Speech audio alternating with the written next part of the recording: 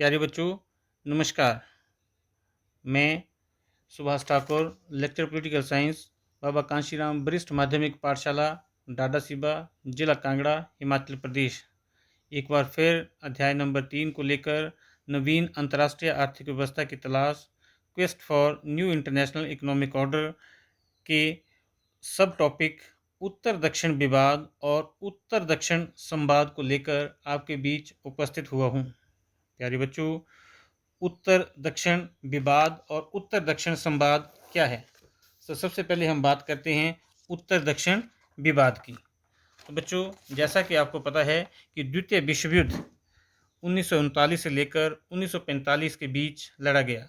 द्वितीय विश्व युद्ध के पश्चात एशिया, अफ्रीका और लैटिन अमेरिका के सैकड़ों देश धीरे धीरे स्वतंत्र हुए और इसके बाद उन्होंने महसूस किया कि ये देश भी विकसित होने के लिए विकसित राष्ट्र या विकसित देशों के साथ उनके पीछे चलें। इसलिए उन्होंने संयुक्त राष्ट्र सभा में अपनी आवाज़ उठाई। मतलब सभी देश जो थे, इन्होंने मिलकर अपनी आवाज़ को संयुक्त राष्ट्र की महासभा में रखा। विकसित राष्ट्रों ने उनकी इस मांग या उनकी इस आवाज़ को अस्वीकार कर दिया। इसी को ही उत्तर दक्षिण विवाद कहा जाता है। तो उत्तर दक्षिण विवाद से हमारा अभिप्राय नई अंतर्राष्ट्रीय अर्थव्यवस्था की स्थापना के लिए विकसित राष्ट्र जो कि भूमध्य रेखा के प्राय उत्तर में स्थित हैं, इसलिए उन्हें उत्तरी राष्ट्र की संज्ञा दी जाती है, और जो विकासशील राष्ट्र भूमध्य रेखा के दक्षिण में स्थित हैं, उन सभी राष्ट्रों को सामूहिक तौर पर दक्षिण राज्य या दक्षिण गरीब देशों की संज्ञा दी जाती है। तो ये उत्तर देश जो हैं वो अमीर देशों का प्रतीक है, जबकि दक्षिण देश जो हैं ये गरीबी और विकासशील देशों का प्रतीक है।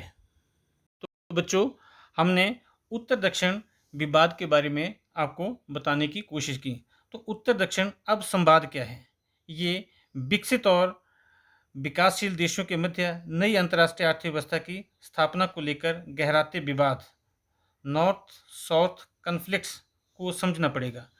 उत्तरी राष्ट्रों से अभिप्राय विकसित राष्ट्र जो कि भूमध्य रेखा के उत्तर में स्थित हैं और पूर्व में औपनिवेशिक, अमीर और उच्च तकनीक से संपन्न हैं। और विकासशील राष्ट्र बच्चों, विकासशील राष्ट्र जो भूमध्य रेखा के दक्षिण में स्थित हैं, इनको सामूहिक तौर पर दक्षिण कहा जाता है या दक्षिणी राज्य कहा जाता है। ये देश गरीबी और उपनिवेशिक शक्तियों के शोषण का शिकार रहे हैं। तो बच्चों, उत्तर और दक्षिण विवाद का मुख्य कारण 1973 में तेल उत्पादक देशों का तेल के मूल्य में भारी वृद्धि करना था। मतलब आपको पता है कि खाड़ी के देशों में तेल जो है वो बहुत मात्रा में मिलता है, तो इनके तेल के मूल्य में भारी मात्रा में इन्होंने वृद्धि कर दी थी। तो इसके विकासशील देशों ने इससे विकासशील देशों की अर्थव्यवस्था जो थी वो लड़खड़ा गई थी। मतलब इस पे इनकी अर्थव्यवस्था पर बहुत बुरा प्रभाव पड़ा था और विश्व में ऊर्जा संकट पैदा हो गया था। दिसंबर 1975 में पेरिस में एक सम्मेलन आयोजित किया गया जो विकसित देश विकासशील देशों के साथ आर्थिक सहयोग करने और उनके विकास के लिए तैयार हो गए और उत्तर दक्षिण संवाद में परिवर्तन हो गया। मतलब ये उत्तर दक्षिण अमीर और गरीब देशों के बीच जो थी ये एक संघर्ष चला हुआ था और दिसंबर 1975 में पेरिस में 8 विकसित और 19 विकासशील देश दोनों पक्षों ने गहराते विवाद को हल करने के लिए दिसंबर 1975 में पेरिस में एक सम्मेलन आयोजित किया गया। तो इसको उत्तर दक्षिण संवाद कहा जाने लगा। इसे अंतर्राष्ट्रीय सहयोग और अंतर्राष्ट्रीय सम्मेलन की संज्ञा दी जाती है। इस सम्मेलन में तेल संकट से विवश होकर विकसित देश विकासशील देशों को अनेक रियायतें देने पर सहमत हो गए। इसके पश्चात धीरे धीरे विकासशील देशों के अड़ियल व्यवहार में या अड़ियल रवैये में परिवर्तन आया और वे अपनी आय का 0.7% भाग विकासशील देशों के विकास के लिए देने के लिए तैयार हो गए। इसके कारण विकासशील देशों के मन में भी बदलाव आया और उन्होंने भी विकसित देशों से वार्ता आरंभ कर दी और उत्तर दक्षिण विवाद के स्थान पर उत्तर दक्षिण वार्ता ने या उत्तर दक्षिण संवाद ने ले लिया।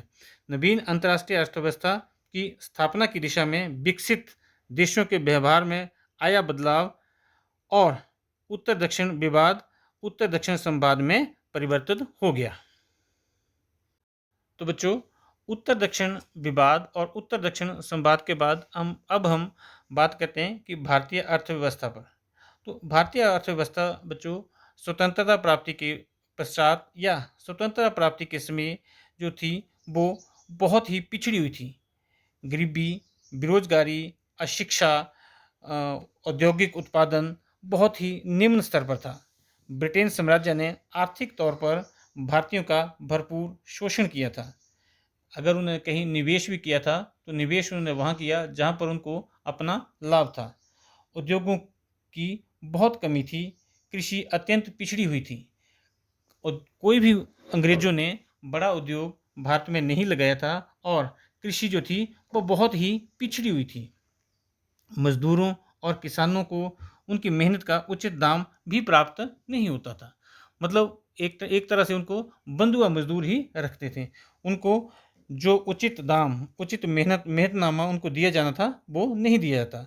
अर्थव्यवस्था पूंजीपतियों के निजी लाभ के प्राप्ति पर आधारित थी। मतलब अर्थव्यवस्था जो थी वो पूंजीपतियों या बड़े बड़े उद्योगपतियों या जो अंग्रेज उनका औपनिवेशिक जो चाहते थे अपने लाभ के लिए, उस प्रकार की अर्थव्यवस्था यहाँ पर विकसित थी। तो बच्चों, अब हम बात करते हैं कि भारत ने आर्थिक नियोजन में कैसी उपलब्धियां अर्जित की। तो बच्चों, जैसा कि आपको पता है कि जैसे भारत 15 अगस्त 1947 को आज़ाद हुआ, भारत ने 1950 में योजना आयोग का गठन किया और योजना आयोग के माध्यम से पंचवर्षीय योजना जो थी वो लागू की। तो योजना के माध्यम से भारत ने विकास, गरीबी रेखा से नीचे रहने वाले लोगों का जीवन को अपलिफ्ट किया। कई प्रकार की कृषि, औद्योगिक, कई प्रकार की ऐसी जो थी वो योजनाएं जो थी वो चरणबद्ध तरीके से और समयबद्ध तरीके से पूरा करने के लिए भारत सरकार ने प्रयास किया। तो सबसे पहले हम बात करते हैं विकास की। तो बच्चों, जैसा कि हमने आपको बताया कि जब भारत आज़ाद हुआ तो विकास की दर जो थी वो बहुत ही धीमी थी। भारत ने सशक्त विकास की दर को हासिल करने के लिए भारत के एक दूरदर्शी आर्थिक नीति और भारतीय राजनीति के उस समय की तत्कालिक सरकारों ने बहुत महत्वपूर्ण और भारत के लोगों ने बहुत ही मेहनतकश इसका परिणाम दिया। तो बच्चों, जैसा कि आप जानते हैं कि अभी भारत अपने कई प्रकार के विकास के इंडस्ट्रीज़ में, अपने दूसरे औद्योगिक क्षेत्र में, सभी के क्षेत्रों में भारत जो है वो आगे निकल गया है। नंबर 2 पे अगर हम बात करते हैं तो गरीबी की रेखा से नीचे रहने वाले लोगों की कमी।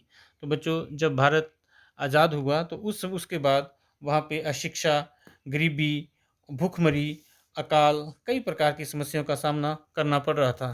तो जैसे ही भारत ने अपने यहाँ पे लोकतंत्र की व्यवस्था की स्थापना की और लोगों का शासन भारत के लोगों के हाथों में आया, तो इसके बाद लोगों के जीवन यापन में सुधार हुआ। गरीबी की रेखा से रहने वाले लोगों में कमी आई। सरकार ने कई योजनाएं जो थी वो गरीबों के उत्थान के लिए बनाई, जैसे अन्नपूर्ण योजना, IRDP, नरेगा, कई ऐसी योजनाएं जो थी वो भारत सरकार ने बनाई और लोगों का जो था वो रहन सहन और लोगों के गरीबी की रेखा से जो संख्या थी उसमें कमी आने लगी। अब हम बात करते हैं तीसरे नंबर पर साक्षरता का विस्तार। बच्चों, जैसा आप जानते हैं कि उस समय बहुत कम विद्यालय थे, स्कूल थे, कॉलेजेस थे, यूनिवर्सिटी थी। तो हमारा देश जब आज़ादी के बाद बहुत कम साक्षरता दर पर आंका जाता था और हमारे देश में स्कूल, कॉलेजेस का विस्तार बहुत कम था। तो साक्षरता की दर लगभग 33% थी। अभी भारत सरकार ने विभिन्न योजनाओं के अंतर्गत साक्षरता की दर 80% से राष्ट्रीय स्तर पर अबव है। लेकिन जैसे केरल, हिमाचल प्रदेश की अगर बात करें तो केरल में की साक्षरता दर जो है वो 100% है, जबकि % से ऊपर हिमाचल प्रदेश की साक्षरता दर है। समय समय पर भारत सरकार ने कई अभियान चलाए, जैसे हाल ही में सर्व शिक्षा अभियान, राष्ट्रीय माध्यमिक शिक्षा अभियान, समग्र शिक्षा अभियान, कई ऐसे अभियान चलाए जिसके कारण बच्चों के जीवन स्तर में और साक्षरता में सुधार हुआ है। अब हम बात करें स्त्रियों की दशा में सुधार। तो बच्चों, जब भारत आज़ाद हुआ तो स्त्रियों को कोई विशेष अधिकार प्राप्त नहीं थे। जैसे भारत ने स्वतंत्रता प्राप्त की, अभी स्त्रियों को और महिलाओं की दशा में काफ़ी सुधार किया गया है। किसी भी क्षेत्र में महिलाएं जो हैं वो पुरुषों से पीछे नहीं हैं। अभी हाल ही में महिलाओं को आर्मी में, पैरामिलिट्री फोर्सेस में स्थायी कमीशन जो है वो प्राप्त हो गया है। कई ऐसे विशेष क्षेत्र थे जहाँ पर महिलाओं का प्रवेश निषेध था, जैसे रेवेन्यू, अपना income tax, extra income tax, परिवहन।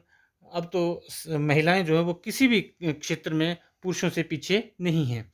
महिलाएं पायलट बन रही हैं, महिलाएं ड्राइविंग कर रही हैं, महिलाएं जो हैं वो पुरुषों से कंधे से कंधा मिलाकर आगे बढ़ रही हैं। अगर हम बात करें अपने रिज़ल्ट की, तो जब भी हमारा कोई भी रिज़ल्ट यहाँ पर आता है बच्चों, तो लड़कियाँ जो हैं वो लड़कों से अग्रणी रहती हैं। और अगर हम बात करें पॉलिटिक्स में, तो पॉलिटिक्स में भी महिलाएं जो हैं वो अग्रणी हैं। अभी हाल ही में हमारे प्रधानमंत्री मोदी जी ने मंत्रिमंडल का विस्तार किया गया, तो इस विस्तार में भी सबसे ज़्यादा जो है वो महत्व महिलाओं को दिया गया और इस मंत्रिमंडल में महिलाओं को विशेष जो है वो अवसर दिया गया। अगर हम हिमाचल में की बात करें, तो हिमाचल में बच्चों पंचायत स्तर पर महिलाओं को 50% जो है वो आरक्षण प्राप्त है। अगर हम पंचायत में की बात करें, वार्ड पंच, जिला परिषद, बीडीसी, प्रधान, उप प्रधान, तो ये सभी सीटों में अगर बात करें तो महिलाएं जो हैं वो 50% से अबव हैं। तो ये महिलाओं की दशा और दिशा में एक बहुत ज़्यादा सुधार है। अब बात करें अब हम औद्योगिक और तकनीकी विकास में, तो भारत में औद्योगिक और तकनीकी विकास जो है वो बहुत ज़्यादा हुआ है। अब भारत में शिक्षा के साथ साथ अब जो है वो तकनीकी शिक्षा पर विशेष बल दिया जा रहा है। स्कूलों में भी वोकेशनल कोर्सेज जो हैं वो चलाए जा रहे हैं। अभी भारत में कई प्रकार के IITs, IIM, NIT, medical institute, AIIMS जो हैं वो स्थापित किए जा रहे हैं। इसके बाद भारत में पॉलिटेक्निकल और आईटीआईज़ वो बहुत ज़्यादा मात्रा में स्थापित की जा रही हैं, ताकि बच्चों को तकनीकी और औद्योगिक विकास दिया जा सके।